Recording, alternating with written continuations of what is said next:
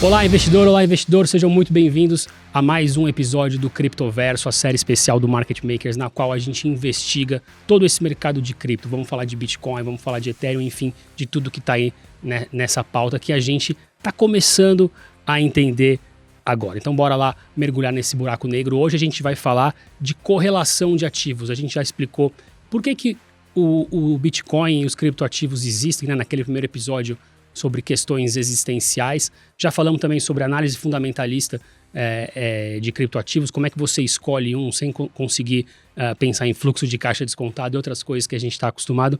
E hoje a gente vai dar um terceiro passo e falar como é que os criptoativos se relacionam com todo o resto que existe no mundo, né? Durante muito tempo ele foi visto como uma ilha, uma coisa isolada, que não estava correlacionada a nada.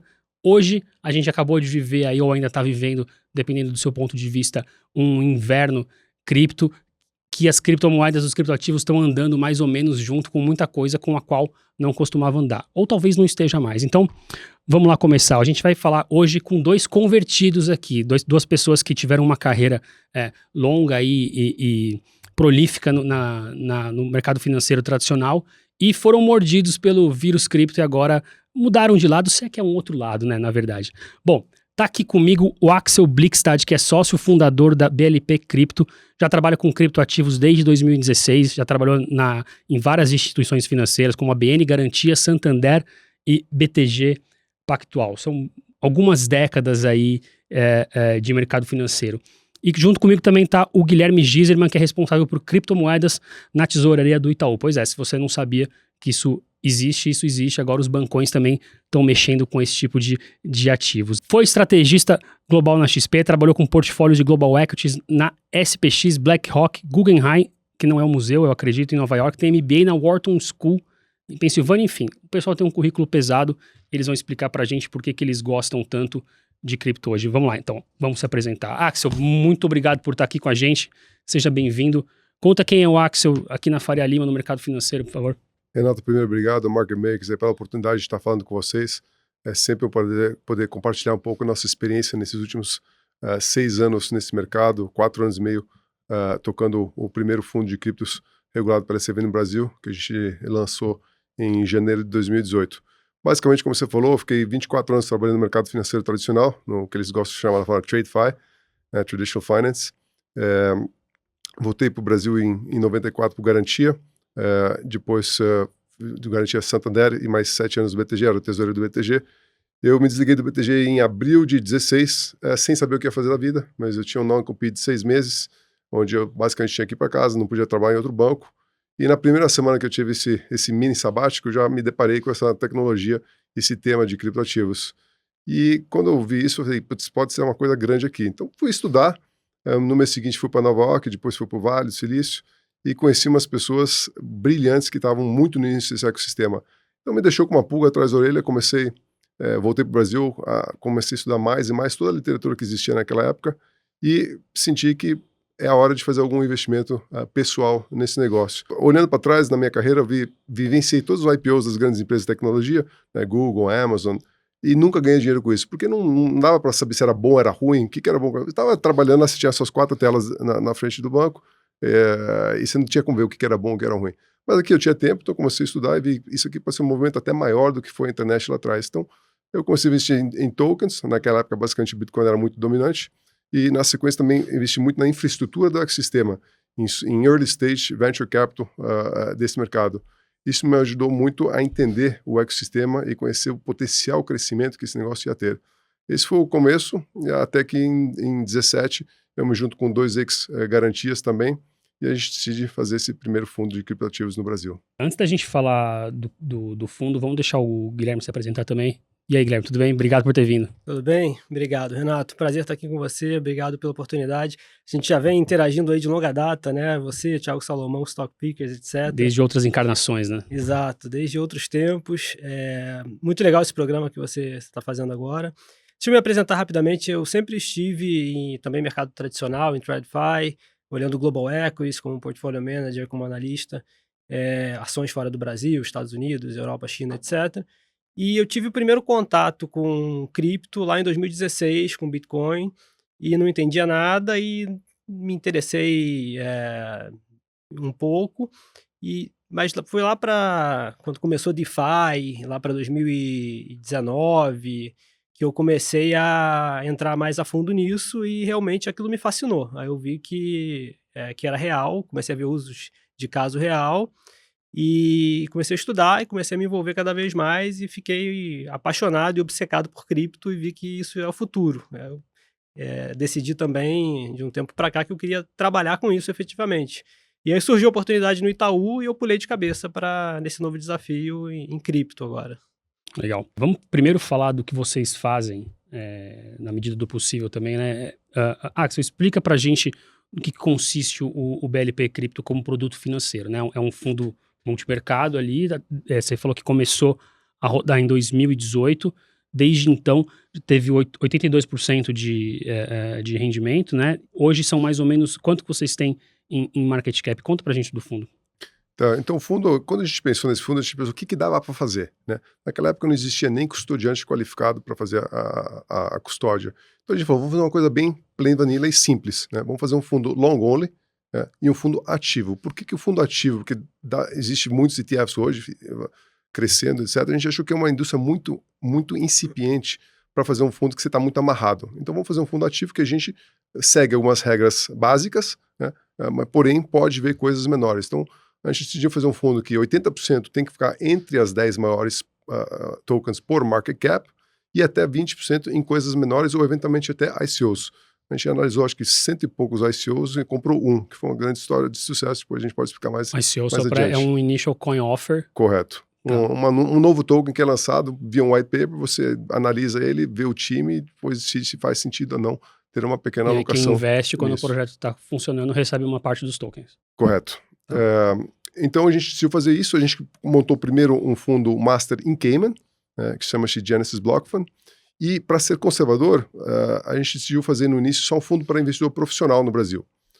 Para passar isso com a CVM, junto com o Daniel Maeda, a gente fez, vamos fazer um fundo profissional, que é para investidor que só tem 10 milhões ou mais de patrimônio, e aí, junto com a CVM, a gente lançou isso em janeiro de 2018, junto com a CVM, a gente discutiu com a CVM para facilitar isso para outros investidores, de varejo, qualificados, etc. Até que, há 4 mãos, a gente fez a resolução de setembro, outubro de 2018, onde a gente lançou o nosso fundo de varejo, que tem a mesma carteira do que o fundo profissional, só que com um percentual menor, para proteger um pouco o cliente de varejo. Então, ele, pela regra, né, como ele investe no fundo exterior, ele pode investir até 20% no fundo Genesis, que tem cripto, e 80% em CDI.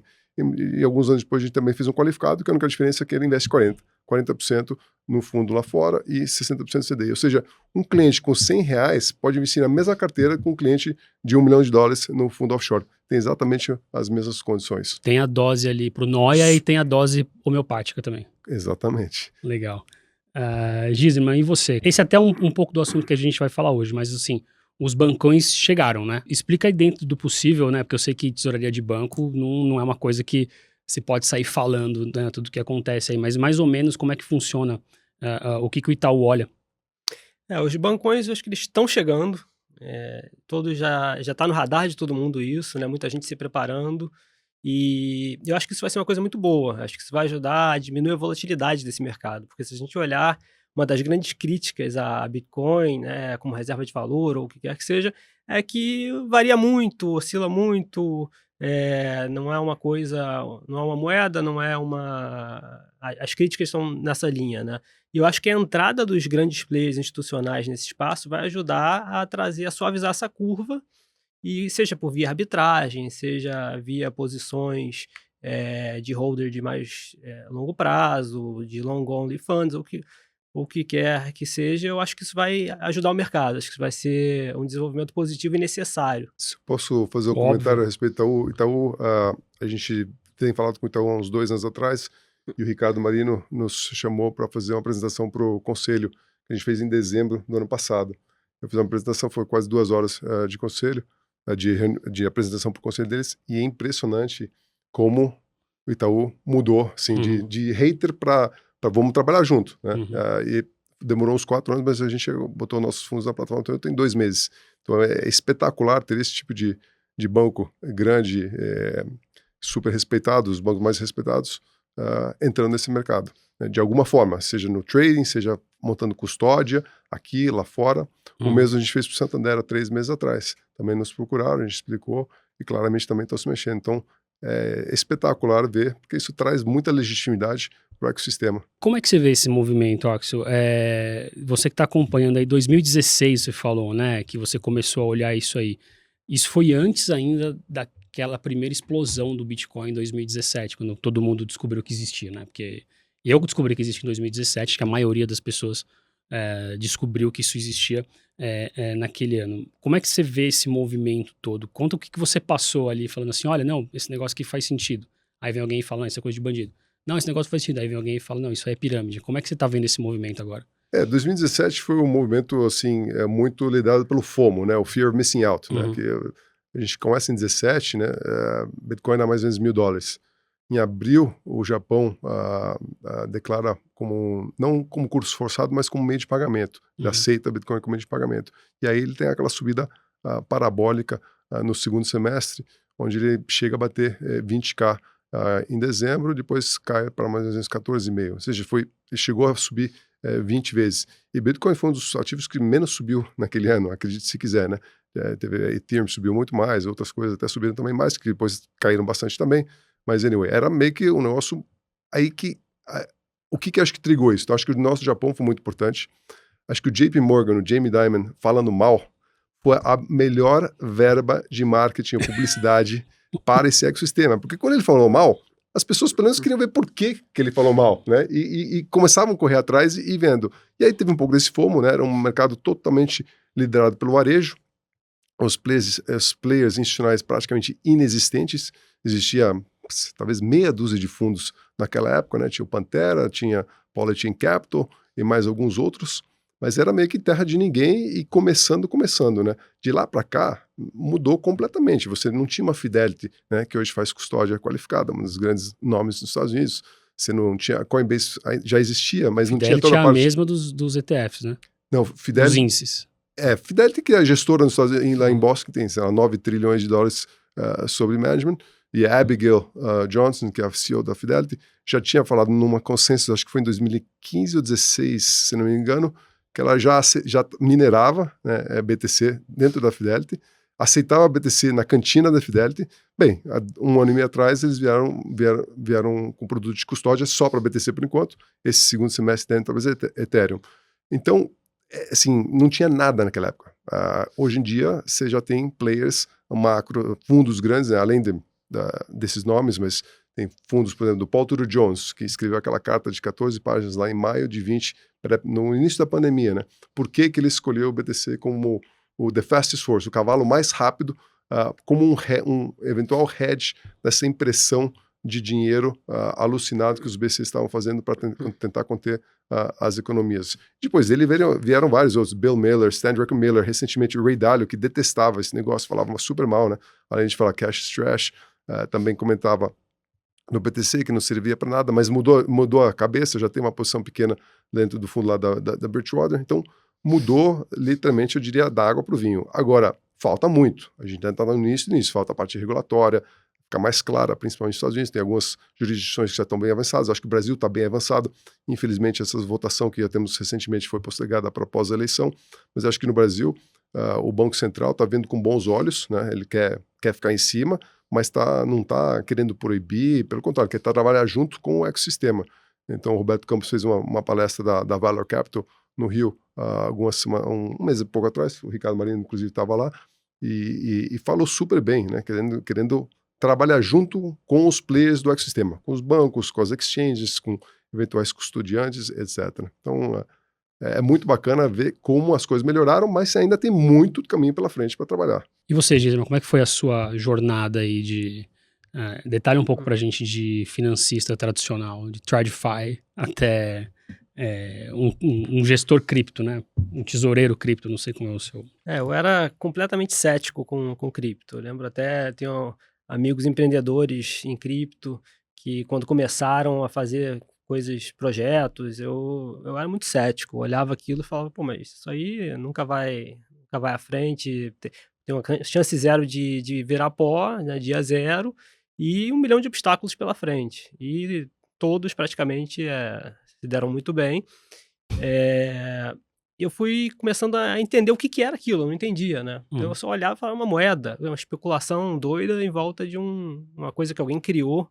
Aí eu vi que não, eu comecei a ver que aquilo é uma rede, aquilo é uma rede de liquidação global, Bitcoin, né, no caso, e outros tokens, outras criptomoedas têm utilidade e 1000 casos de uso no mundo real. E eu comecei a ver que os tokens são só a ponta do iceberg, que é só o mecanismo de precificação, e seja o token de governança ou o que for, de um produto, um sistema, um universo novo, com aplicações que são revolucionárias. Eu comecei a entender aquilo e comecei a falar, bom, isso aqui tem alguma coisa aqui, deixa eu ver melhor. E à medida que eu fui estudando e me envolvendo com isso, eu fui realmente acreditando e me convertendo, que isso realmente é uma das coisas mais transformacionais que a gente está vivendo, geracional.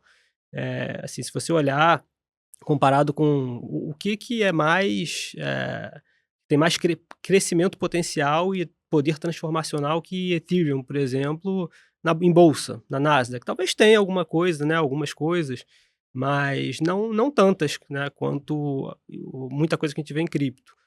Então eu acho que crescimento, poder de mudar a maneira que a gente faz as coisas e vive, experiencia um monte de propósitos diferentes, seja de trabalho, de entretenimento, quanto a gente vê em cripto, nascendo em cripto, eu acho que não tem muita coisa na nossa geração que a gente tenha visto nessas linhas.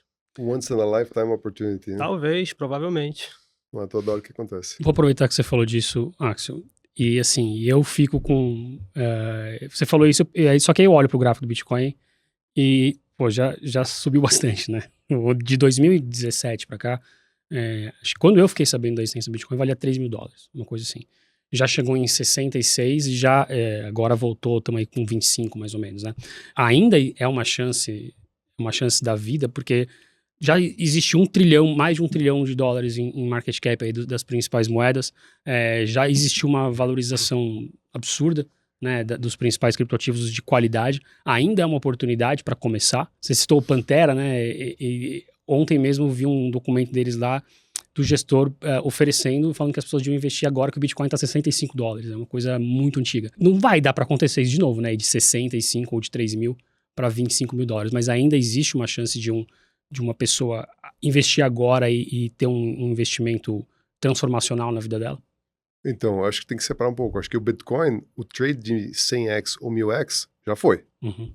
Né? Agora, esse ecossistema é muito maior do que o BTC. Por isso que a gente já fez um fundo. Porque se a pessoa quer comprar Bitcoin, ela vai, compra um ETF, compra na exchange, faz sua própria custódia, cuida das suas chaves privadas e beleza.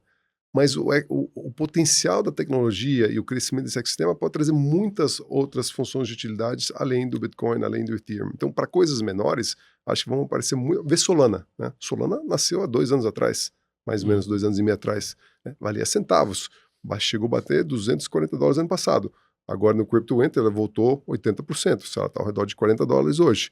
Mas teve uma explosão. Então, ainda continuo acreditando que a tecnologia vai permitir que apareçam novos protocolos que vão ser melhor por alguma razão, vão trazer algum outro benefício para o seu usuário e vão poder ter uma multiplicação extraordinária. Se o BTC subir 10 vezes, já acho que está fantástico, né? Pode subir mais, pode subir menos, é difícil dizer, mas se ele vir a ser uma reserva de valor, vamos falar só do BTC, quanto que é ouro? Ouro é mais ou menos 10 tri, né? BTC hoje está mais ou menos 500 milhões, né? Tem ao redor disso, 450 milhões o market cap do BTC nos preços de hoje de 23, 24 mil. Ele vai ser o quê? Vai ser 10% de ouro? 10% de ouro é um tri, é 2x. Vai ser 50% de ouro, 5 tri. Então já estamos falando em uma multiplicação de 20x, né? Que não deixa de ser um retorno. Onde você vai conseguir isso nos mercados tradicionais, com renda fixa aí, agora subindo as taxas de juros, mas ainda a maioria da renda fixa no mundo inteiro, no mundo desenvolvido, ainda está em juros reais, ela está flat ou até negativa, né? Fora os juros nominais negativos que ainda tem no Japão, e a Europa, quem sabe, em breve vai subir, tudo indica que vai subir um pouco, quem sabe vai para zero, ou vai continuar ligeiramente negativo, ou seja, não tem muito onde você ir hoje no mercado. Então, acho que como potencial, beleza, não vai fazer mais 100x no BTC, mas pode fazer 100x em outras coisas, e se fazer 10x em qualquer coisa nos próximos 5 anos, é um retorno que você não vai encontrar, eu acho que em poucos outros mercados, seja desenvolvidos ou não desenvolvidos. Então, acho que o upside ainda a gente nem começou. Né? Se você pergunta para os seus amigos, quem tem? Poucos têm. Você pergunta para os fundos, quase ninguém tem. Todos estão se preparando para ter. Né? Os bancos, né? A gente sabe, o BTG acho que começou na frente, começou a arbitrar um pouco, mas agora você vai ter um Itaú operando proprietário. Vai estar comprado, vai estar vendido, mas vai estar nesse mercado. Então, assim, é o começo do começo ainda. Lá fora você vê os grandes bancos que são super conservadores, vamos ao Bank of New York, State Street, que não faziam nada com esse ecossistema, estão montando infraestrutura para trazer soluções para os seus clientes que querem estar nesse ecossistema, ou seja, com custódia, ou com trading, ou com algum tipo de operação. O Goldman Sachs já fazendo opções para os seus clientes, fez a primeira opção de BTC, de Ethereum, alguns meses atrás. Então, a gente ainda está muito no início desse ecossistema. Pode dar errado, mas acho que a chance de dar errado hoje é muito menor do que ela era em 16, 17. Né? É tudo uma questão de risco e retorno no final. Né? Quem entra mais cedo tem mais risco e mais potencial, mas eu ainda acredito que ainda a gente está super, super cedo. E essa maneira de olhar a valuation como um percentual do ouro, eu gosto muito. Está uma balizada boa, né? Outro framework legal que eu vi também, a própria Fidelity que você comentou, eles publicaram bem recente, como uma função da curva de adoção de internet e adoption curve de mobile, de celular. E aí, se você plotar, fazer uma regressão tal, o preço do Bitcoin junto com a de internet seria meio que o base case ou bear case deles, e com a adoção de celular seria o bull case, que vai muito mais exponencial, o S-curve de adoção. Então tem algumas maneiras de olhar isso, não tem DCF, você não vai conseguir descontar o fluxo de caixa, chegar num preço, mas tem alguns frameworks que são legais de te ajudam a pensar, né, sobre como isso poderia evoluir. Not financial advice, né? Que do meu lado nunca CVM, tem que fazer esses... Nunca é recomendação de investimento em geral. Claro. O Axel, e também quero a opinião do Guilherme depois, mas você comentou uma coisa interessante aí sobre o movimento dos bancos, né? Em tese, é sempre legal você chegar em algum investimento antes do cara que tem mais dinheiro que todo mundo chegar, né? Porque daí o preço vai subir. Isso é certo no mercado cripto? Faz sentido comprar agora só por causa dos bancos não estarem ainda totalmente posicionados? Lembrando que isso não é uma recomendação de investimento. Não, acho que não tem muito a ver. Acho que um dos poucos mercados que o varejo teve o potencial de entrar antes que o institucional, porque o mercado primeiro era muito pequeno para o institucional. Então, nenhum institucional entrava, seja bancos, fundos soberanos, fundos hedge funds, seguradores, etc. Eles não entravam porque o negócio era tamanho de nada, não fazia sentido. O cara quer alocar 500 milhões, o que seja, 100 milhões, não tinha tamanho de mercado para ele entrar, né? Então, por isso que o varejo entrou antes. Então, foi sempre um ativo desde o início muito democrático, né? Qualquer pessoa ninguém precisa ter um BTC, pode comprar uma fração de um BTC, 0,01, 0,0001, né? Qualquer coisa. Então, foi o primeiro, porque você vê nos outros mercados de venture capital, quem entra? São os queridinhos, né?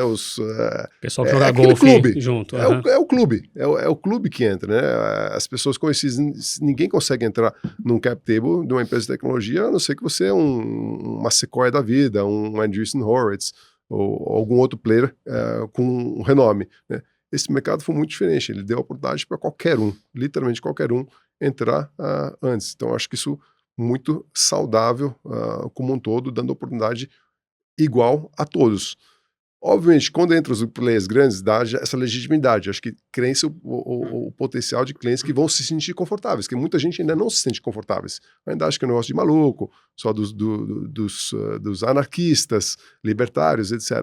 Acho que quando você tem os players grandes, sejam bancos, instituições financeiras ou fundos, etc., traz uma legitimidade. Obviamente, isso também reduz o risco, mas também reduz o potencial do retorno de alguma forma. Quer dizer, ainda como eu falei, ainda ele é grande, mas acho que isso é natural acontecer. E acho que você comentou na correlação. Obviamente, quando mais players grandes vão entrando nesse ecossistema, a correlação aumenta com os ativos. Então, você perde um pouco desse appeal de um ativo que até então, relativamente recentemente, tinha pouca correlação com diferentes classes de ativos. Isso tende a aumentar conforme tem players maiores entrando dentro do ecossistema e não é mais um negócio mais só de varejo. E Gisma, o que você acha? A chegada dos bancos vai... ainda dá tempo de, pô, eu vou me posicionar porque o bancão não chegou ainda. Eu não pensaria como um trade, assim, para fazer front-running nos bancos, né? Acho que primeiro, a gente está em estágios... Esse é o termo que eu estava procurando, front-running, mas aquele front-running legal, né? A gente está early stages, assim, já aconteceu muita coisa, mas no big picture não é nada, assim, da vida de cripto, a gente está só no começo. Então, acho que tem muita coisa para acontecer. Não estou falando nem de preço, né, nem de valorização dos tokens, estou falando do que tem para acontecer de desenvolvimento no mundo de cripto e como isso vai interagir com o mundo real, não só com o sistema financeiro, com as instituições, mas com o mundo real mesmo. A gente está só no começo. Então, pensando em crescimento, em tudo que ainda vai se abrir em cripto, acho que a gente está muito cedo.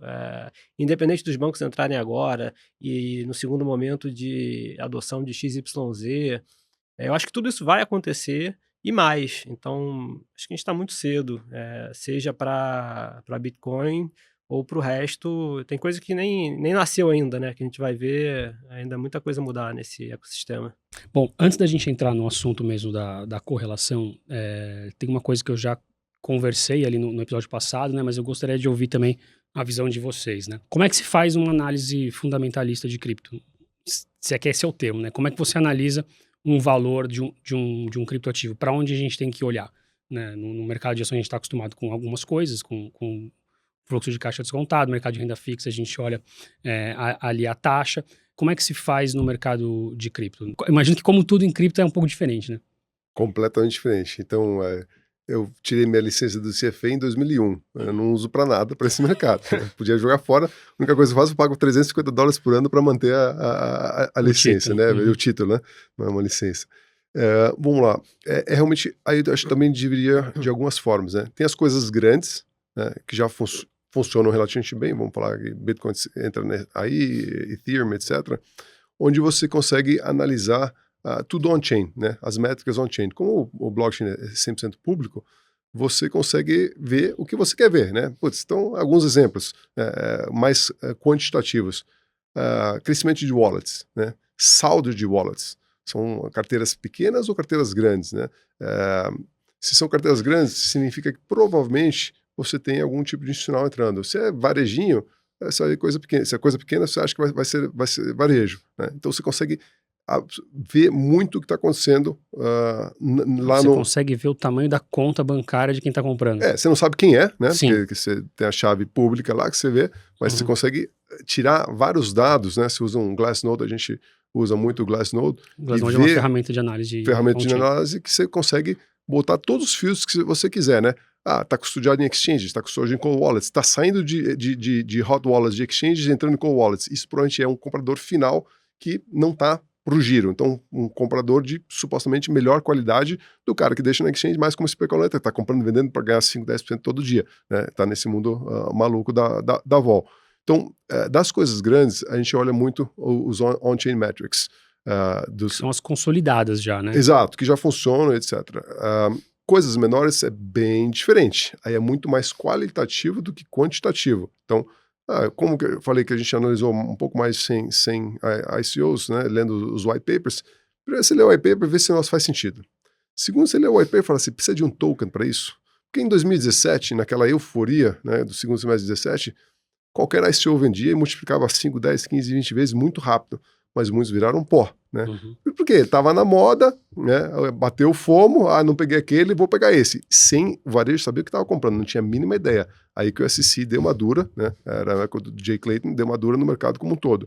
Então, aí tem que tomar muito mais cuidado, porque se ele botou um token só para captar fácil, que já não é tão mais fácil, como agora estamos nesse mercado mais difícil, já não é tão fácil, mas naquela época era muito fácil, ele captou só para tomar o dinheiro e se dá certo, deu certo, se deu errado, azar. Azar não é meu, azar de quem botou o dinheiro no negócio, né? Então, aí você tem que analisar, então, beleza, precisa de um token. Faz sentido ter um token? Ok, beleza, vamos para a próxima etapa. Quem é o time, né? O que esses caras já fizeram? Eles têm a capacidade de entregar esse negócio? Eles têm a capacidade, vai vir a ser um negócio útil? Tem uma função de utilidade diferente do que já existe? Ou ela é melhor do que um aperfeiçoamento de uma coisa que já existe? Beleza, parece que tem. vai resolver o problema de quantas pessoas? As pessoas dessa sala, as pessoas desse prédio, as pessoas de São Paulo, as pessoas do Brasil, as pessoas do mundo, né? Qual o potencial do mercado para esse ativo? Porque você precisa de um network effect. Sem o network effect, o lugar não vai para lugar nenhum. Ele pode até dar uma subida, lá, o famoso pump and dump, mas não vai ter uma utilidade que vai perpetuar no tempo. Então a gente sempre busca ativos que a gente acredita que tem uma funcionalidade, tem um potencial do network effect gigante, e isso no tempo, né, não é 1 mês, 3 meses, é 5, 10, 15, 20 anos que esse negócio vai continuar existindo, né, com milhões de pessoas, não centenas ou centenas de milhares, mas milhões ou eventualmente bilhões de pessoas usando isso no tempo. E é um pouco assim que a gente faz a nossa análise. Mas ilustra com algum desses ICOs aí que você falou que entrou. Você entrou em 2, né? Você falou em 1. Na verdade, a gente entrou em 1. É um projeto bem interessante, chamava-se Keep Network. Keep Network, eu lembro que eu comentei no início que eu fiz alguns investimentos em Venture Capital logo no início. E esse grupo, ele bifurcou a empresa e decidiu fazer esse token, que era um privacy token dentro do Ethereum, onde você podia provar transações dentro do Ethereum sem mostrar suas cartas, né? Tudo com uma criptografia muito avançada, Zero Knowledge Proofs e coisas do gênero. E eles decidiram fazer um negócio chamado TBTC, que é basicamente um BTC sintético dentro do Ethereum, para as pessoas que têm BTC poderem se beneficiar do mundo de DeFi, né? Tenho o meu Ethereum, o meu BTC, quero receber algum yield sobre ele, então vou parquear ele em algum lugar em DeFi e receber um yield. Já existia o WBTC, que é o Wrapped Bitcoin, só que o Wrapped Bitcoin é completamente centralizado dentro da Bitco. A Bitco faz a custódia do seu BTC e você acredita que a Bitco está bem. Aqui essa custódia aqui é totalmente descentralizado. Os keeps mantêm a custódia dos BTCs que estão em garantia com o negócio. Então ele fez isso, o negócio foi bem, mas depois não cresceu muito porque precisava de muito colateral. Ele pedia 150% de colateral. Aí o que aconteceu? Você tem que depositar. Para gerar um TBTC, você precisa depositar 150% você depositava em Ethereum. Tá. Mas 150% de colateral.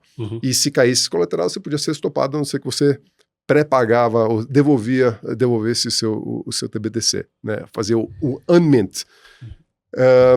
O que aconteceu com esse protocolo? Em janeiro desse ano passado, já anunciaram, eles encontraram uma outra empresa chamada NuCypher, que tinha um token que chama NU, e eles decidiram que tinha muito da mesma ideia, filosofia por trás, da privacidade, da descentralização, que é meio que o que o sistema está querendo.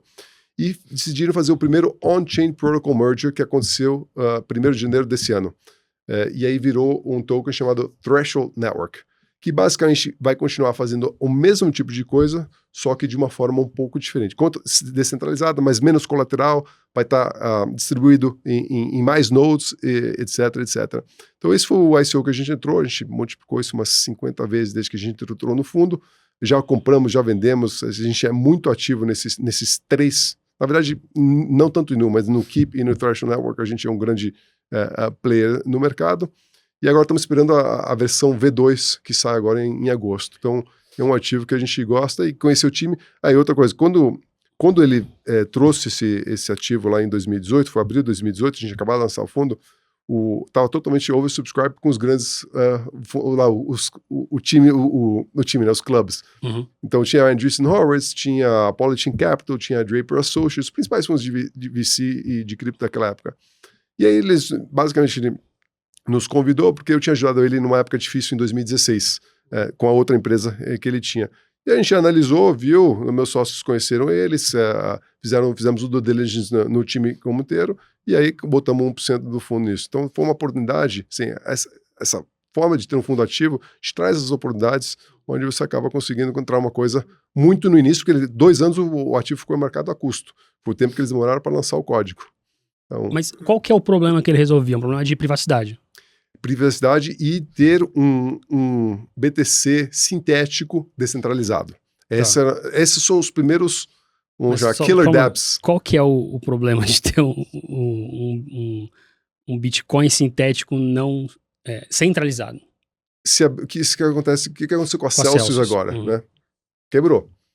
Eu não sei como a Bitcoin tá ou não tá. Eu não quero falar nem bem mal. Eu não sei. Uhum. Eu não consigo ver os livros. Tá, entendi. Eu não consigo ver no blockchain a posição deles, né? Estão tomados, estão dados, estão com algum delta no ALM deles. Eu não sei, né? São custodiantes, são bem renomeados, só que eu não sei. Eu não sei se o regulador americano um dia fala, fecha, né? Isso está fora do meu controle. Se você tem um protocolo que faz isso de uma forma descentralizada, você sai de todos esses riscos. Obviamente, você tem um outro risco, é um risco de coding, né? Risco que o código foi escrito da forma correta. Se isso passa, né? Isso já está rodando. O famoso bug. É o famoso bug. Então, você está trocando os seus riscos, mas eu prefiro um risco de um negócio que eles vão lançando aos poucos, veem que o negócio está funcionando, igual o BTC também teve bug, mas ninguém nunca conseguiu corromper o código. É a mesma coisa. Parece que está muito bem escrito, porque há 13 anos ele está rodando sem falha 24/7/365. Então, um pouco isso. Essa vantagem, que você sai desses riscos do mercado centralizado, que é o caso de um WBTC, por exemplo. Dizem, mas você, como é que é a sua análise fundamentalista de criptoativos? Hein? Acho que tem muita coisa a ser preparada ainda. Né? Uma das coisas que eu gosto muito é a análise on-chain, né? Que é específico de cripto e funciona particularmente bem com Bitcoin. Glassnode, CryptoQuant, Emberdata, esse tipo de coisa, de empresas que fornecem análise, plataforma de análise de dados. Tem mil tipos de indicadores que são legais de olhar. Por exemplo, MVRV, Market Value sobre Realized Value. O que é isso? Quando o Market Value está abaixo do Realized Value, significa que todo mundo está tendo prejuízo. E aí quem está tendo prejuízo? Dá para colocar uma lupa ali e ver, investidores de longo prazo que carregam há mais de 2 anos. Qual o tamanho das wallets? São whales, são big wallets que normalmente acertam mais os movimentos. Então você consegue colocar uma série de critérios ali que te ajuda a ver um possível indicador de reversão. Então quando isso tudo acontece, é um sinal de capitulação. Ou um indicador de momento. Quando isso acontece, você continua a tendência de alta, você continua a tendência de baixa. E não é análise técnica, tá? É análise realmente do movimento das carteiras, das moedas em circulação no mercado. Por que você consegue fazer isso com o Bitcoin? Todo Bitcoin é um UTXO, Unspent Transaction Output. É como se fosse uma nota, a analogia assim, é como se fosse uma nota de dinheiro que você paga para fazer qualquer coisa e você recebe o troco de volta.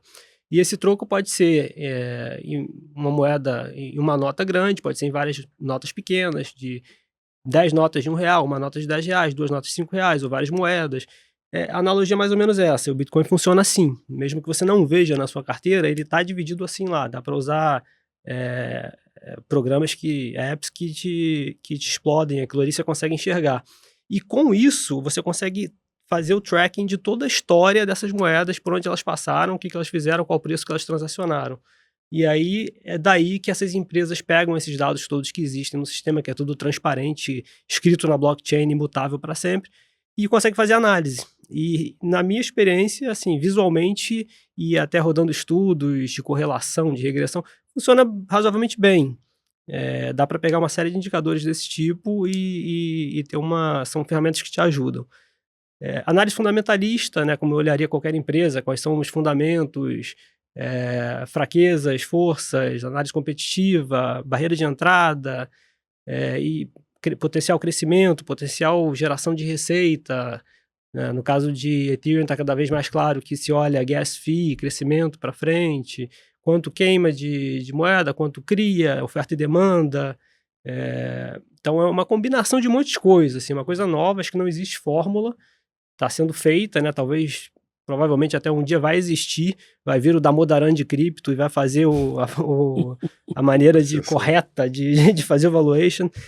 Mas é uma combinação de um monte de coisa. A especificidade de cripto é a análise on-chain, análise fundamentalista acho que sempre válido, análise técnica para timing, né? Acho que é uma combinação de um monte de coisa diferente. É muito mais uma questão do movimento das moedas do que de preço, então. Quer dizer, também, né? É que hoje é muito oferta e demanda. Assim, hoje o que acontece é que fundamento ou muitas coisas que acho que são importantes no mercado de equity e vão ser importantes no mercado de cripto, logicamente, seguindo uma linha lógica de raciocínio, hoje ainda não são, porque hoje o que conta muito ainda é oferta e demanda e esse PEG gigante, essa correlação gigante com o Nasdaq, Cripto é tratado como high beta Nasdaq. Então, quanto sobe Growth Equity, Stack, cripto sobe 1,5, 3 vezes isso e mesma coisa para baixo.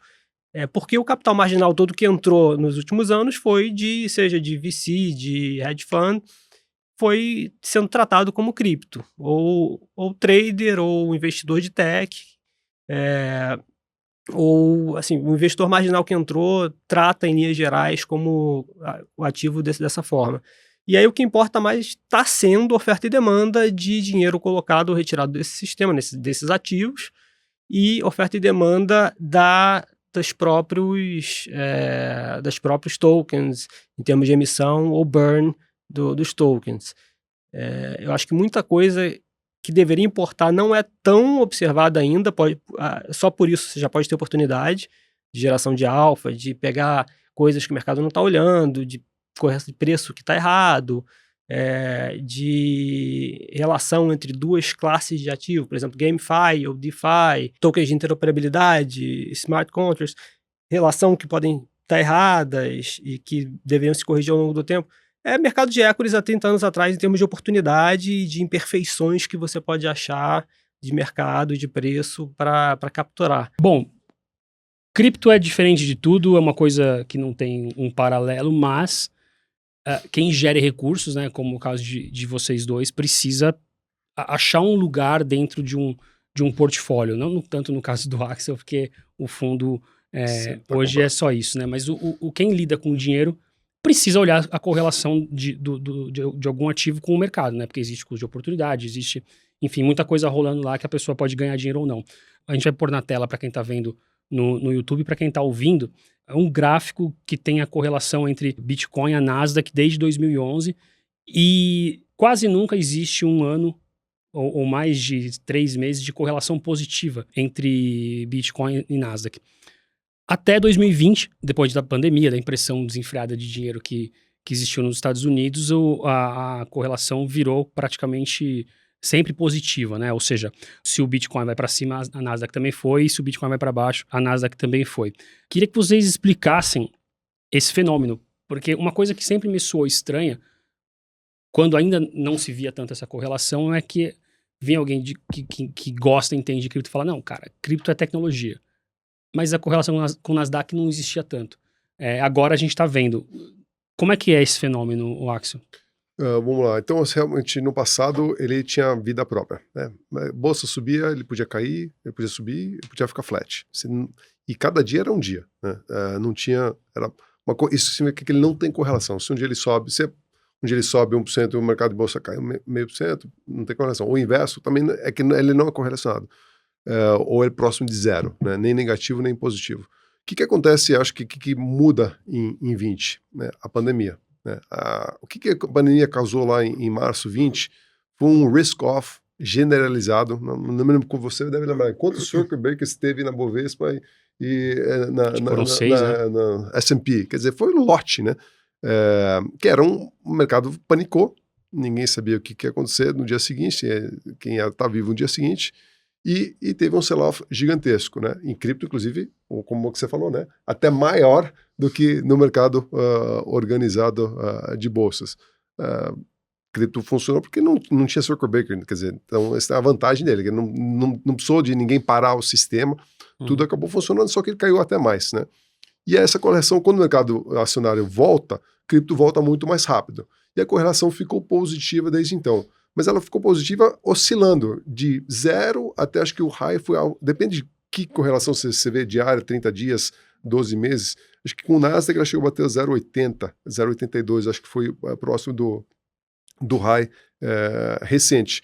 E agora está caindo um pouquinho. Semana passada, acho que foi os primeiros dias que a gente viu essa correlação agora caindo a gente está gravando um esse episódio, hoje é dia 20 de junho, só para deixar claro, que às Não, vezes tem um delay. Perfeito, claro.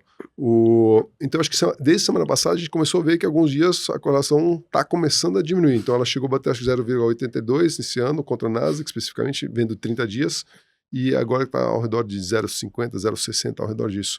Então, é natural que em mercado muito de risk-off, as pessoas vendem tudo. Vendem ouro também, que supostamente é um hedge inflacionário, um hedge catástrofe global de mercados implodindo, não funcionou como hedge em março de 2020, né?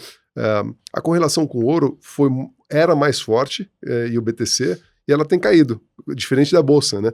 O ouro subia, Bitcoin subia 2 vezes ou 3 vezes, né? Quando caía, o inverso, né? O BTC caía mais do que o ouro. E essa correlação está diminuindo, né, no tempo. Então você vê alguns ativos aumentando e outros diminuindo conforme está o mood geral do mercado.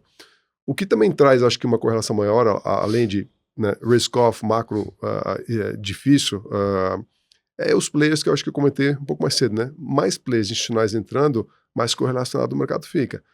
Isso aqui é bom ou é ruim? É uma pena, mas acho que é um mal necessário ter um institucional, porque o mercado só vai crescer se o institucional entrar. Então a gente adora ver, né, o Itaú entrando, adora ver os fundos lá fora entrando, porque só assim esse mercado vai um dia crescer. E você falou, é um tri de market cap. Um tri de market cap não é nada vis-a-vis qualquer outra classe ativa, né? A Apple é 2,5 tri, se não me fala a memória, de market cap, né? Ouro é 10 tri. Renda fixa global, acho que 250 tri. Real estate global é 280 tri. Quer dizer, a gente está falando de 1 trilhão. Chegou a ser 3 trilhões lá em novembro, no high do ano passado. Ele perdeu aí 2/3 mais ou menos do market cap geral. Mas ainda não é absolutamente nada. Então, para crescer, tem que ter o plano institucional. Tem o plano institucional, a correlação tende, infelizmente, a ser um pouco maior. Mas em algum momento ele descorrelaciona de novo, ou seja, não totalmente, acho que diminui essa correlação que a gente viu nesses últimos 24 meses, mas em algum momento ele também tem vida própria. Isso já aconteceu diversas vezes. Mas por que antes era descorrelacionado? Porque você não tinha um institucional, então você só tinha... Tava cada um fazendo o que queria. Ele descobriu, ele comprava um dia, aí o outro descobriu, o outro não gostou, o cara shorteou, quer dizer, se dava para shortear, né? Simples quer dizer, assim. era simples assim. Dízimo, como é que você olha para isso ali, né? Eu imagino que, numa tesouraria de banco, esse olhar para a correlação dos ativos tenha que ser muito mais intenso, né? Sim. Realmente dividir em 2 momentos, né? Até a pandemia era um ativo independente, né? Cripto tinha vida própria e tal. Depois começou a correlacionar muito, seja porque a gente viu muito helicopter money entrando e comprando meme stock, comprando cripto, comprando um monte de coisa de forma mais especulativa, e esse capital todo novo deu essa nova correlação, né? Aumentou muito a correlação com ativos tradicionais, com o S&P. Você está falando do dinheiro que foi para o bolso das pessoas direto e elas compraram cripto e compraram ações. Porque a gente começou numa das, não sei se é a primeira vez, mas uma das poucas vezes em que realmente o governo americano, principalmente, começou a jogar dinheiro, cheque, almoço grátis. na mão das pessoas, e alguma parte desse dinheiro foi usado para comprar ativos de risco. E daí veio a correlação com o Nasdaq, com outros ativos de risco. Então, de lá para cá, se tornou um animal diferente em termos de correlação. O que para mim está errado, e que uma hora vai ser corrigido. Talvez seja no mês que vem, talvez seja daqui a 5 anos, 10 anos. Não sei quando, mas para mim isso aí o mercado está olhando de forma errada. O Bitcoin é um store of value, uma reserva de valor, é um ouro digital, que deveria ser um hedge inflacionário. Claramente não está funcionando, porque o dinheiro marginal que entrou foi todo tratando como tech, como ativo de risco. Então, acho que, primeiro, tem que ter um entendimento melhor, e segundo, você tem que ter uma diversidade maior de holders, e um pool maior de holders de Bitcoin, para você ter um tratamento mais apropriado do que ele deveria ser.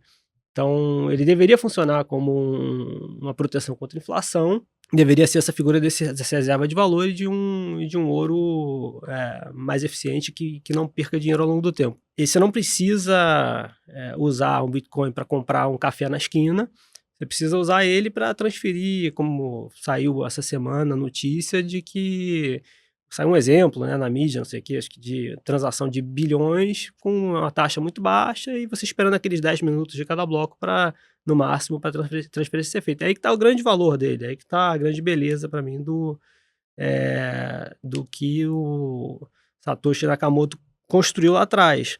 E ele não está sendo tratado assim. Eu acho que uma hora o mercado vai perceber. Quando perceber, vai ser a grande transformação. Resumindo, então, para ver se eu entendi Bem, o mercado está tratando o cripto e Bitcoin como um ativo de risco, mas você acha que ele deveria ter uma correlação até maior com outras coisas, com ativos como moedas, por exemplo? Ele deveria ter uma correlação inversa, né, com ativos de risco. Ele deveria ser tratado como uma reserva de valor, como um safe haven, onde as pessoas buscam segurança quando tudo mais está caótico. Até nesse sentido, então, é o novo ouro. Um novo ouro, um ouro digital, até o appeal com as novas gerações, com a Gen Z e Millennial, é muito maior, né, do que... Tem aquele debate todo, o Peter Schiff com o filho dele, o Peter Schiff que é um gold bug, né, adora ouro, discutindo debate público em Twitter, não sei o que, com o filho dele, um sacaneando o outro, porque o Peter Schiff gosta do ouro e a nova geração acha que o Bitcoin é o novo ouro. E, ironicamente, foi liquidado pelo regulador, né? O banco dele. Então teve esse episódio aí também. Se você concorda, o mercado devia olhar o Bitcoin e outros ativos de cripto como segurança e não como ativo de risco? Eu concordo 100%. Eu acho que, assim, eu gosto que o Howard Lindzen, um cara bem focado em tech, fala muito que é Schmuck Insurance, né? É um seguro. Você está comprando um seguro, mas acho que não é um seguro se o mundo explodir. No mau sentido, tiver uma nova crise financeira global como 2008. Acho que é um seguro contra um pouco o mundo fiat, que você está na mão dos BCs que imprimem quanto que eles quiserem. Vê o dólar nos últimos 100 anos, né? Ele perdeu 99% do seu valor.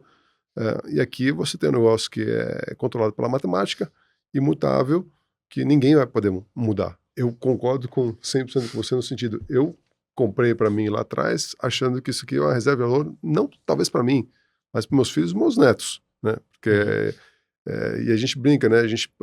Mas e meio de pagamento, vai funcionar? Eu acho que vai funcionar com o Lightning Network, que está crescendo boçalmente, né? Mas... Explica esse conceito só primeiro, porque a gente aqui está falando... Eu entendo mais ou menos do que se trata, mas assim... Lightning Network. Porque o Bitcoin, ele é a camada 1, exatamente. Para fazer os pagamentos de uma maneira mais rápida... Você precisa uma coisa mais... Explica como é que funciona. Você precisa uma coisa mais rápida, você não precisa esperar os 10 minutos para confirmar, né? Por que 10 minutos, aliás? 10 minutos porque o bloco, ele tem uma dificuldade que é atualizada a cada aproximadamente 2 semanas, a cada 2.100 blocos, que significa que ele faz um bloco a cada 10 minutos, na teoria. Né? Se entra mais computadores para minerar, ele aumenta a dificuldade, porque aí os blocos vão saindo mais rápido. E o inverso também acontece. Então, quando aconteceu na China, que proibiu a mineração lá no final do primeiro semestre de 2021, você viu que o hash rate, que é o poder computacional por trás, dando segurança ao protocolo, desabou. Né? E os blocos ficam muito mais lentos. Eu me lembro, eu estava fazendo uma transação para o fundo, estava mintando lá uns TBTCs para o fundo, e ele precisa de 6 confirmações para finalizar. Nunca mais... Com 3 você já tem grande segurança, mas para fazer o one minute precisava de 6. Demorou 3 horas. Ou seja, que era para demorar 1 hora, demorou 3 horas. Por quê? Tinha menos computadores rodando. Aí os caras empacotaram as máquinas, mandaram para o Cazaquistão, para os Estados Unidos, etc. E em pouco tempo esse hash rate voltou e hoje está praticamente no all-time high novamente. Então, o protocolo é feito para se autoajustar e fazer com que aproximadamente a cada 10 minutos você tenha um bloco. O Lightning Network, que é essa segunda camada, você faz em cima dele. E aí você consegue efetivamente, como? Via smart contracts, as 2 pessoas que estão transacionando, elas botam um colateral em BTC, que pensa numa escrow, né? Você deixa lá numa garantia, só que não é escrow de um banco, é escrow via um smart contract. E aí e você fica transacionando, isso você consegue fazer 1 milhão de transações por segundo a frações de centavos, e quando você falou, beleza, final do mês, vamos fazer o settlement, aí você joga a operação on-chain. Então isso faz com que o throughput, a quantidade de transações, vira praticamente ilimitada. Você consegue competir com a Visa, com a Mastercard, com a Amex da vida, que você não consegue fazer isso on-chain. E foi exatamente isso que o Salvador implementou dia 7 de setembro do ano passado. Né? Se você vê, inclusive, a quantidade de nodes e quantidade de BTCs locked em Lightning, que estão travados em Lightning, subiu de menos de 500, acho que está em mais ou menos 4 mil BTCs hoje, que ainda é pouco, mas tem que ter um crescimento exponencial. Então esse é o bacana. E a gente brinca, né, que o Alexandre, meu sócio, comprou um Parmegiana há 4 anos atrás no Zé Gordo, lá no Itaim, que aceitava em BTC. A gente fez para testar e foi o Parmegiana mais caro da vida dele. Né? Foi quantos Parmegiana? Foi 10 mil bitcoins Foi igual 40, a pizza do Lázaro. não, foi R$40, mas esses R$40 hoje Hoje valeria tá okay. muito, não, hoje seria uns R$600, acho, do preço que ele vendeu o BTC dele lá atrás para comprar uma maldita pra gente. Então, a gente que é bancarizado é muito privilegiado, que tem conta no Itaú, tem o cartão de crédito, 2 ou 3 cartões de crédito, a gente não precisa usar isso como meio de pagamento. Mas as pessoas que estão nos países desenvolvidos mandando remittances, né, remessas para os seus países de origem, como El Salvador, né, ou os países em lugares muito inflacionários, Argentina, cara, isso é um espetáculo poder você negociar e ter BTC, seja com reserva de valor ou seja com meio de pagamento, que é muito mais... Então, mais barato no final. Funciona como, em vez de fazer o pagamento ali rodando no bloco, que demora esse tempo que você falou, como se fosse um ajuste de opções, isso. Por exemplo. Mas não é diário, imagino. O on-chain você faz quando você quiser. Quando as duas contrapartes quiserem, você fala, beleza, vamos fechar, fechou. Tá. Se fazer alguma sacanagem, ela perde o que ela botou em garantia. Então faz com que os players... tem que ser honestos, senão eles se auto-prejudicam. Quer acrescentar alguma coisa, Gisele? Não, perfeito. Esse sistema, que para mim sempre vai existir do Bitcoin, ele foi stress test durante esses 12, 13 anos e sobreviveu a quedas de 93%, 85%, 73%. Essa é mais uma. E por que eu falo que sempre vai existir? Você pode acabar com a capacidade com o hash rate global, com os mineradores. Se você tiver algum node em algum lugar do mundo, você consegue restaurar o histórico de toda a rede, fazer aquilo existir de novo, de forma independente, descentralizada. E essas características são muito específicas da rede, do ativo, e não condiz para mim com o tratamento que o mercado dá, de ativo de risco, de high growth tech. Por exemplo, está sendo... Analisar cripto hoje é muito correlacionado com analisar equities. Você tem uma opinião para o S&P, você tem provavelmente, nesses últimos 2 anos, bem ou mal, uma opinião para Bitcoin, para cripto. O que não faz tanto sentido, mas tem funcionado assim. Então, o mercado espera, assim, quando que vai virar equities? Quando que vai ser o fundo? Já fez o fundo? Ainda vai fazer? Não sei, quando fizer o primeiro downtick de inflação, que aquele print último que veio de 9,1%, em vez de vir acima, se vier um pouquinho abaixo do esperado, ali é o fundo de equities. E aquele é o fundo de cripto também. Hoje está sendo tratado assim, se isso for verdade para equities, né? Se é verdade para cripto. Então, é importante saber que isso está acontecendo hoje, que isso está reagindo, a função-reação do ativo está sendo essa hoje. Ou seja, só os institucionais estão usando o manual de ações para comprar e vender cripto? Eu não sei se eles estão usando, mas o ativo tem se comportado como equities. Então, se alguém está usando o manual de equities para cripto, deveria estar funcionando relativamente bem nesses últimos tempos. Mas se está andando junto é porque estão fazendo operações parecidas. Sim, exato. Estão fazendo. É possível que estejam. É importante saber também que ele... não só em teoria, mas por construção ele deveria ser tratado de outra forma, né? Então, uma hora essa ficha vai cair, eu acho que isso essa outra maneira de olhar o ativo vai começar a prevalecer. E aí vai ter uma correlação positiva com o que, na sua opinião? Talvez com, assim, o ouro tá até, nem sei se é bom ter uma correlação positiva com o ouro, porque ele não está se comportando também de forma meio racional, né? Nada com nada. Então, porque quando os bancos centrais não estão cumprindo o papel deles e não estão subindo os juros quando deveriam subir para conter a inflação, beleza, o ouro deveria se valorizar, mas ele não valoriza também. E agora quando os bancos centrais começam a subir juros, isso é péssimo para o ouro, porque você tem um custo de oportunidade maior de deixar no ouro, e ele deveria cair. Aí ele cai, mas às vezes ele não cai também. Então ele tá meio... Tá parecendo mais com a prata o ouro, né? Meio sem dono. Não faz tanto sentido. Então, eu não sei se eu falo que o Bitcoin deveria ter uma correlação com o ouro, mas ele deveria ser um safe haven e um ativo de reserva de valor e preservação de valor ao longo do tempo, como nenhum outro. Tem até, assim, tem uma série do Michael Saylor, que é o CEO da MicroStrategy, que ele fala sobre o fundamento, uma série, assim, os fundamentos, a filosofia, a construção, o valor intrínseco, a história de Bitcoin. E são umas 10 ou 15 episódios de 1 hora cada, não sei, mas é fantástico aquilo. E ele fala que a forma, é o veículo que menos perde valor ao longo do tempo. Até o ouro perde valor ao longo do tempo, principalmente se você transportar aquilo. Cada vez que você transporta é um custo gigantesco. É difícil, você não consegue fugir de uma guerra com aquilo. Madeira vai se deteriorando, o ferro se deteriora menos, mas oxida, ou sei lá o quê.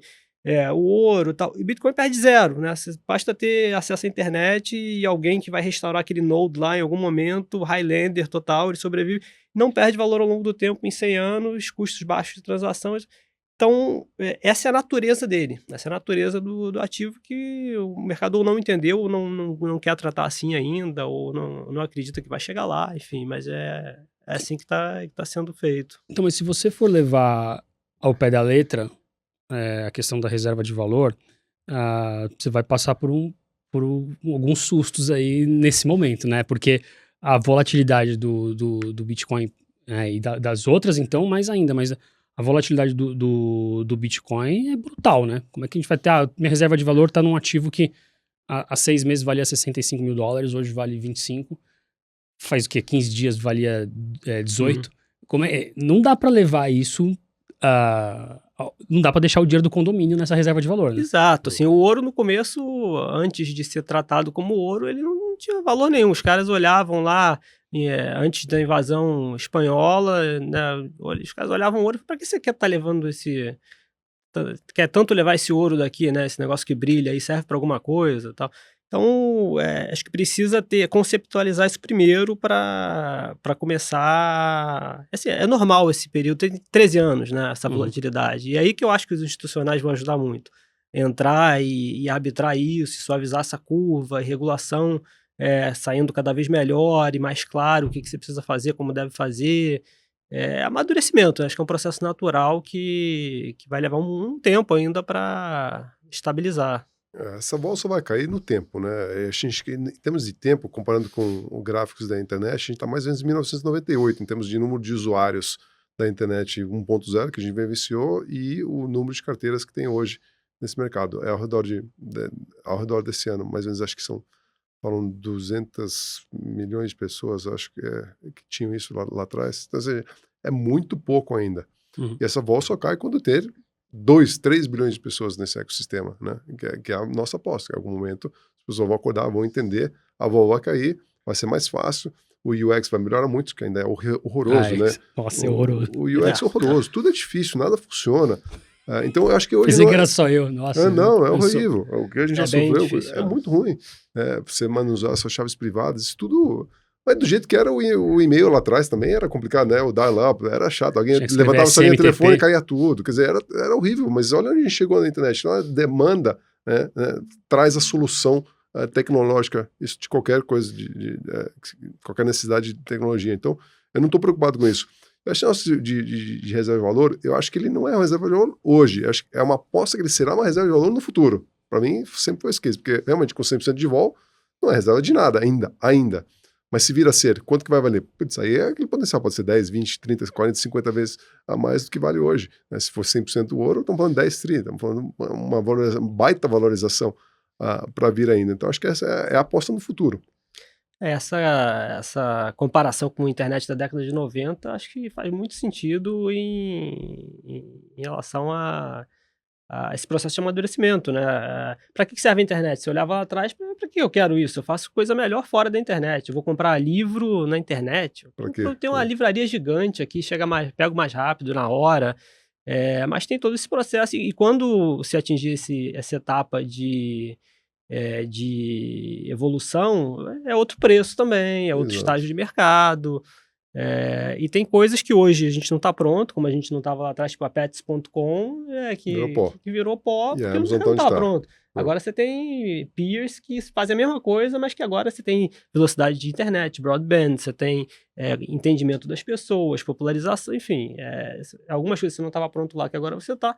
E outras coisas, tipo a Amazon, que já existia, que saiu, sei lá, em 97, ou depois de estourar a bolha, 2001, 2002, não sei... Saiu nas capas de revistas dizendo que era fraude, pirâmide, não nessas palavras, mas alguma coisa nesse sentido, e que claramente não era.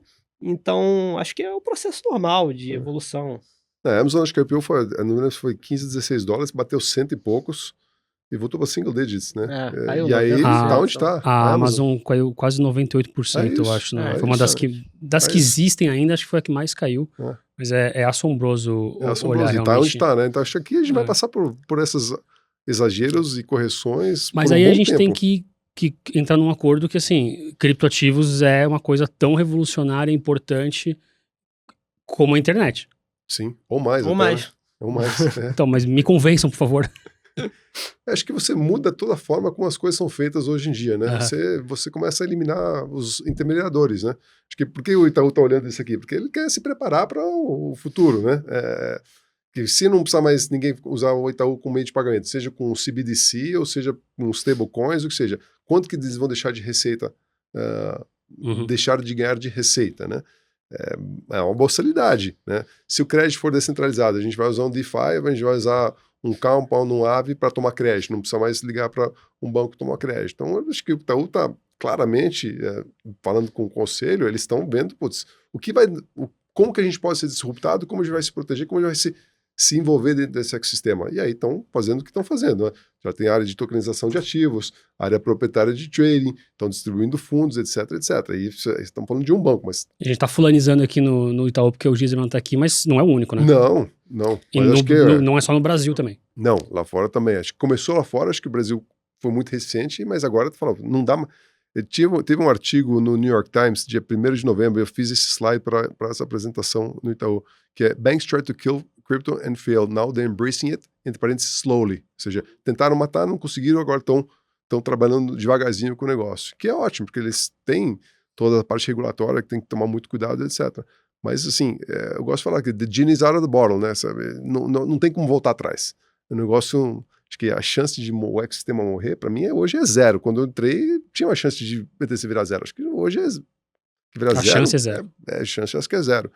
O que um pouco o Vences Cáceres fala, né? O Vences Cáceres foi o que montou a Patagon lá atrás, vendeu para o Santander, aí teve a bolha de 2001, aí o nosso virou pó, mas depois disso ele montou a Chapo, que ele vendeu para a Coinbase, e hoje continua com uma parte de custódia institucional, ele vendeu para a Coinbase, mas ainda tem toda a parte de trading e exchange dele. E ele fala assim, esse negócio que você tem que comprar 1% ou o que for, que não vai te machucar, esquece por 5 anos, pelo menos, ou vai virar pó, ou tem um potencial de multiplicar diversas vezes, né? Ele se escreveu há 5 anos atrás, ele está muito certo. Eu troco mensagem com ele quase toda semana, a gente discute mercado, ele acha que esse Crypto Winter vai demorar um pouquinho mais ainda, infelizmente, mas que não tem volta, né? Cada vez tem mais players entrando. Exato. Patagon, os jovens acho que não viram. Não. Estamos falando Era um site de investimento lá atrás. O primeiro da América Latina. Eu lembro. Se a gente olhar lá fora, Goldman, JP Morgan, todos fazendo coisa em cripto, informação pública, toda hora na mídia, né? A Goldman tokenizando, dando empréstimo via plataforma cripto, fazendo um monte de coisa já em cripto. E aqui, assim, disclaimer, tudo que eu falo aqui não é no nome do Itaú, eu falo na minha opinião pessoal. Mas por que né, me convence por que a gente concorda 100% com todos os seus argumentos. Mas o que eu adicionaria aí também? Propriedade digital. Não deve ser subestimada a importância da propriedade digital. Quando o Vitalik criou o Ethereum lá atrás, ele tem toda aquela história de que, ele jogava o dele no LoL, né? Exato, ele ia perder Não sei se era LoL.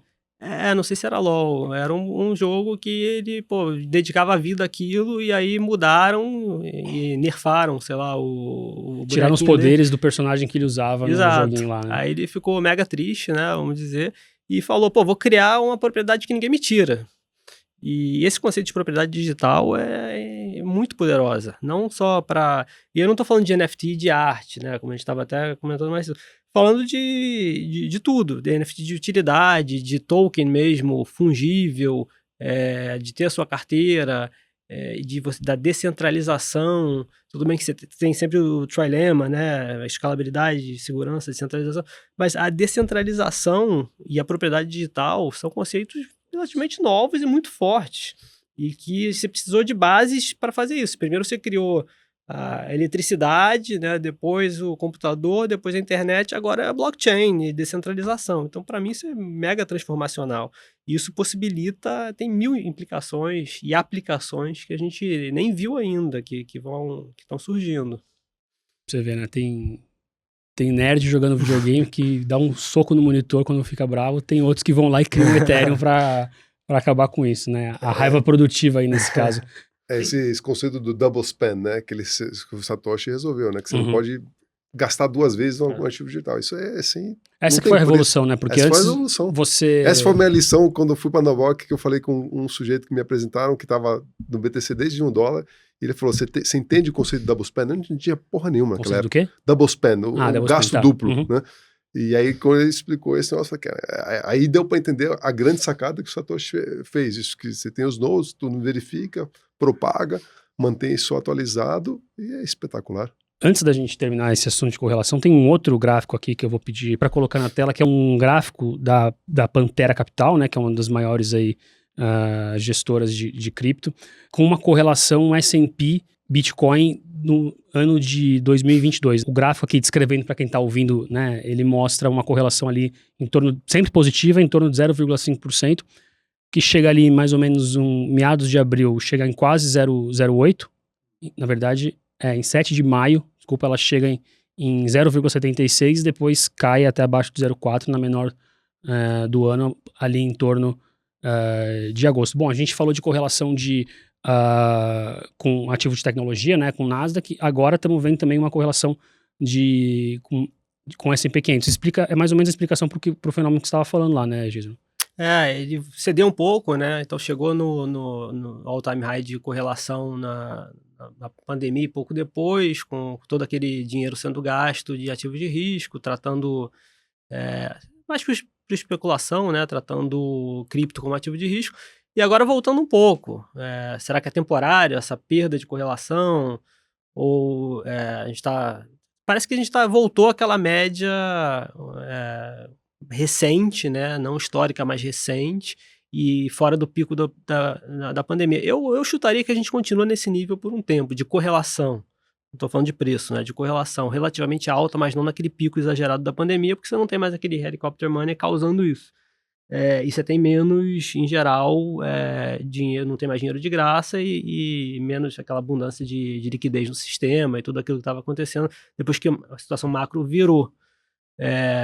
Com inflação e Fed behind the curve e tudo isso. E possivelmente recessão agora.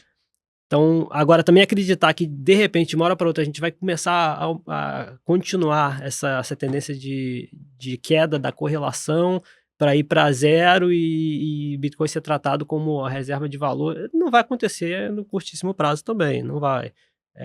Acho que talvez fique por aí, nesse nível, um tempo e um pouco abaixo disso, né? Mas, de certa forma, sendo tratado ainda como um high beta Nasdaq, em algum, to some extent, assim. Acho que eu adicionaria que acho que tem que ter uma clareza do Fed, né? Onde que vem 75, vem 1, quando ele para, quando dá esse pico inflacionário, né? Quando começa a baixar do 9,1, que foi o último, para ir, eventualmente eu acho que ele pode ser rápido, essa descorrelação. Aí meio que, putz, beleza, não tem mais a venda do cara de cripto que foi estopado aqui com Celsius, Three Arrows Capital, todos esses defuntos que apareceram, que acho que meio que acabou a venda forçada. A gente teve muita venda forçada aí no mês de junho desses players que estavam estupidamente alavancados, né? Até o Mike Novogratz São da plataformas Galaxy centralizadas que emprestavam, davam Não são as alavancagem. CFIs, né? Centralized Finance. E o Mike Novogratz da Bloomberg da Galaxy Digital, perdão, fez uma entrevista, acho que foi ontem, antes de ontem, estava escutando ontem à noite, que falou isso, que nem ele imaginava a quantidade de alavancagem que tinha no ecossistema. E é um cara gigante no ecossistema. E foi um susto e um aprendizado e deu no que deu, né? Assim, Ether sofreu mais, porque a grande parte do colateral dessas operações de alavancagem era com Ether ou BTC, né? E é o que deu essa recuperada forte também nesse último mês, um pouco em cima, que parece que acabou um pouco essa venda forçada. Agora talvez tenha vida própria, em algum momento. E qual deveria ser a ordem das coisas, né? Primeiro tem equities andado para BTC ir junto e depois as altcoins andarem. Até no último bear market, se eu não me engano, e me corrija até se eu estiver errado, eu acho que Ether foi primeiro, e aí BTC respondeu depois e começou a subir. E a gente começou a ver isso agora, né? Se esse for o fundo, não tenho ideia se foi o fundo ou não, pode ter sido um fundo local para depois cair mais, não sei. Mas é o que a gente começou a ver agora. Então, pelo menos em termos no tema aqui de correlação, é mais ou menos isso que tem acontecido em bull markets. BTC depois alts, e agora foi meio que puxado por Ether e depois BTC deveria ir. Mas essa correlação, como pano de fundo, tendo correlação com equities, ela ainda está bem presente. Para mim, com o meu background de equities, nem reclamo tanto dessa correlação, porque eu consigo enxergar aquilo ali de forma mais clara, né? Eu tenho equities na veia, eu consigo enxergar. Agora, eu gostaria que realmente, eu acho que alguma hora isso vai ser quebrado. Agora, pode ser de uma hora para outra, como você falou, realmente, de fato, caiu a ficha, né? Isso, aí dá um clique, povo. Pode ser. Só para ilustrar um pouco o Crypto Winter 2018, quando a gente lançou o fundo, um Ether valia 0,11 BTCs, ou seja, 11% de um BTC.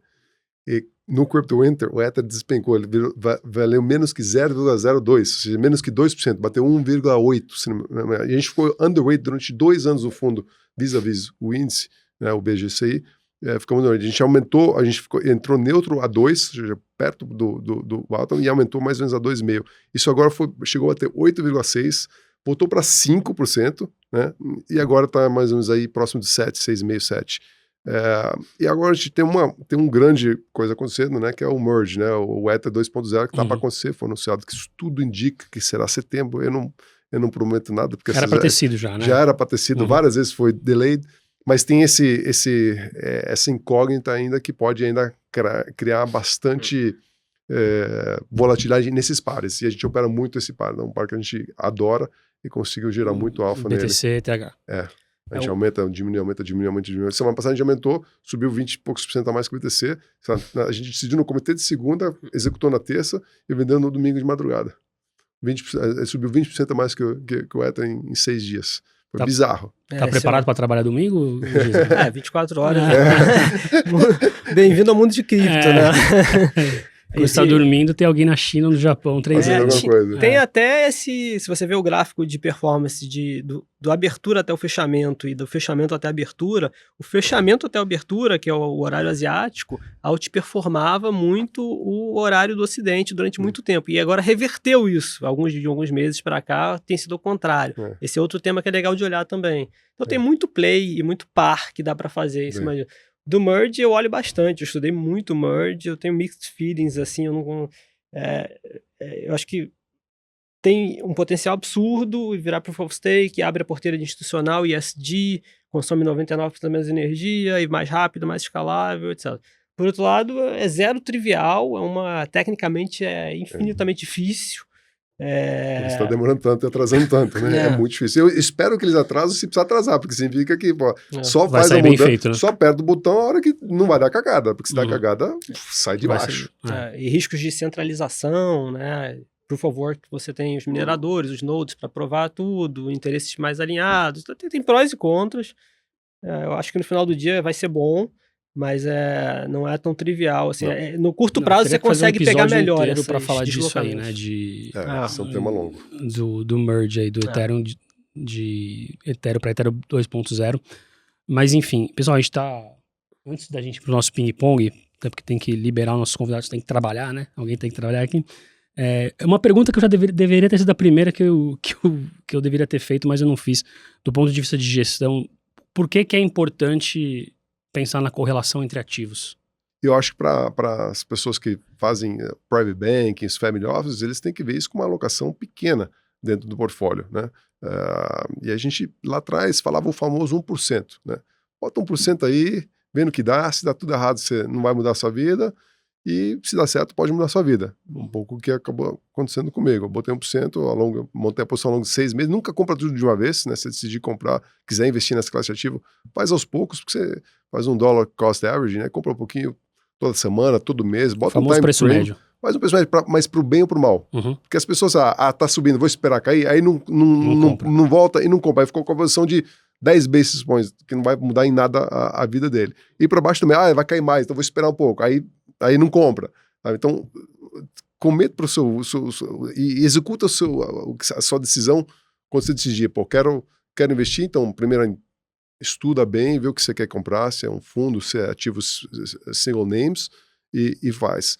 E aí faz pequeno. Agora, eu acho que 1% hoje é pouco, porque acho que o ecossistema melhorou demais de lá atrás para cá. Acho que o risco é menor. Então, acho que a gente já fala de 1 a 5%, a gente acha que está confortável a falar para as pessoas. Quem tem estômago maior pode ir mais para o 5%, quem tem estômago que dói, mas que não aguenta 40% de queda no mês, como foi o mês passado, né, fica no 1%, fica até menos se achar que isso te incomoda o portfólio como um todo, fica menor. Mas que tem que ter uma pequena alocação em cripto vai melhorar o Sharpe da sua carteira como um todo. Né? O Sharpe é risco-retorno. Então, acho que isso aí acaba diminuindo a vol de uma carteira. Agora, tem que dosar da forma certa. Acho que, então, volatilidade, acho que o Alexandre, nosso trader, fala assim, não é a alta volatilidade de BTC e da cripto em geral, não é um defeito, é uma qualidade. Porque você vai dosar o seu trade daquele tamanho para aguentar aquela vol. O que é ruim? Quando você está com um ativo com uma vol mediana, vamos usar ações no Brasil, Petrobras, o que aconteceu com a vol de Petrobras em março 20? Ela pulou de 20 para quase 100%, se não fala a memória, 80 alto, né? Então a pessoa que tinha uma posição de Petrobras ou alguma outra ação, e lá estava naquele 15, 20% de vol, e de repente o nosso quadruplica, ou quintuplica, ele tomou uma naba gigantesca, porque ele não esperava isso. Em cripto você já espera, então você já está alocado de uma forma que aguenta aquela vol. Então, por isso que ele diz, a vol é uma qualidade, não é um defeito. Vol é vida, dizem. Aliás, se você é um trader aí, fica no Twitter falando que vol é vida e nem olha pra cripto, vamos abrir o olho aí, né? Que aí tem vol, né? Bastante. Legal. Bom, vamos pro nosso ping-pong aí, final, pra gente encerrar. A gente adora saber o que vocês estão lendo, o que vocês gostam de ler. Então, Axel, um livro do mercado. A gente faz um livro do mercado, um livro fora do mercado, e talvez, se vocês quiserem, também um livro para não ler. Aquele livro. Tem os livros que para você ler antes de morrer e os livros para você morrer antes de ler. Então, um livro do mercado, Axel, que você recomenda? O livro do mercado, eu li vários livros para entender esse ecossistema, né? Quer dizer, não vou falar que o primeiro que eu li foi recomendado pelo Vance Scassez, que eu já mencionei, que é Debt 5,000 Years, né? É como foi a criação do dinheiro, né? Os últimos 5.000 anos, como o dinheiro foi criado. Um livro chato, mas muito bom para entender como tudo começou e aonde a gente chegou, que basicamente era o chefe da tribo que tinha um livro de débitos e créditos, que nada mais é que a blockchain faz, de uma forma descentralizada global nos nodos. Como é que ele chama? Debt? Debt, que é dívida, 5.000 anos. Eu não sei qual é o nome em português que eu li em inglês. Esse autor agora. Bom, a gente acha, não tem problema. Agora, o segundo, que é o que me convenceu mais, daí eu li vários, eu li lá Mastering Bitcoin, Mastering Ethereum, mas o que mais me convenceu, e aí acho que volta ao tema de reserva de valor, foi Digital Gold, do Nathaniel Popper. Esse é um livro fácil, divertido de certa forma, e que me ajudou muito a entender, né, o potencial desse ecossistema como reserva de valor. Nathaniel Popper é o nome dele.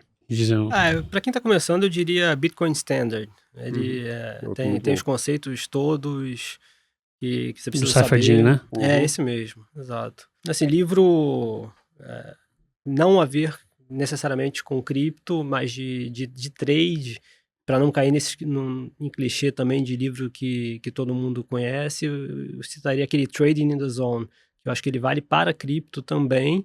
E te ajuda a pensar sobre como tradear mais no curto prazo e mais, assim, psicologia de trade, né? Acho que essa palavra é essa, psicologia do trading. Um livro nada a ver com o mercado, meu favorito é Google Brasileiro. Google Brasileiro? Esse provavelmente você nunca teve aqui. Nunca. Não, é basicamente a biografia dele, né? Explicando, né, as dificuldades que ele passou, né? E uma perseverança. Você quer fazer um negócio muito bem, que você vai conseguir, né? Não desiste. E acho que para quem entra no mercado de cripto, tem que ter muito essa mentalidade. Ter paciência, resiliência, aguentar o tranco, fuçar, correr atrás, no caso dele treinar, no caso aqui estudar, ficar em cima e abraçar a causa que vai acabar dando certo. A gente gravou um outro episódio hoje recomendando a biografia do Agassi. Mas Isso é aqui... sensacional também. Que ele jogava contra a máquina, The Monster, acho que ele chamava. Eu sou tenista, então eu já li a maioria desses livros aí. De tênis, mas o Agassi, eu escutei, na verdade, eu escutei o audiobook. É espetacular. O meu livro Nada a Ver com o Mercado, eu diria Shoe Dog. É o do fundador da Nike, Phil Knight. Muito bom o livro. E aula sobre como empreender e perseverar em tempos difíceis e prosperar a empresa. E um livro para morrer antes de ler? Putz, um livro que eu li que achei importante ter lido, mas detestei, foi do Taleb, The Black Swan. Acho que é importante você saber que eventos Black Swans acontecem, né? Que é o cisne negro, né, coisa que você jamais esperaria acontece. Mas é um livro muito pesado, acho que da forma que ele escreve, eu não gosto. Não é que ele não gosta... Questão de estilo. É de estilo, e não é que ele detesta cripto, tá? Não nada a ver com isso, mas que eu li o livro dele muito antes que cripto existia, inclusive. E ele falava bem de cripto, depois ele voltou e virou casar. Exato. Então não é nada por causa de... Ele quer ser contra, né? Ele tem que ser contrário. Diz, irmão, um livro para morrer antes de ler. Eu não pensei nisso. Um livro muito ruim. Pode ser muito ruim, pode ser um livro que as pessoas acham que é muito bom, você acha mais ou menos, ou que ele pode até ser muito bom, mas não serve pra muita coisa. Qualquer coisa assim. Assim, algum livro muito horroroso não me vem à cabeça, mas sei lá, aquele The Man Who Solved the Market, eu não achei tudo isso, não achei que agregou tanto. Agora, uma outra que a gente só faz aqui no Criptoverso, né? O que você diria pros no-coiners, né? O Warren Buffett disse que não compraria nem todos os bitcoins do mundo, nem por $25, que é um baita desconto, né? Já pagou muito mais em coisa muito pior. O Charlie Munger diz que Rat Poison Squared. Isso aí. Eu não sei em português. Rato.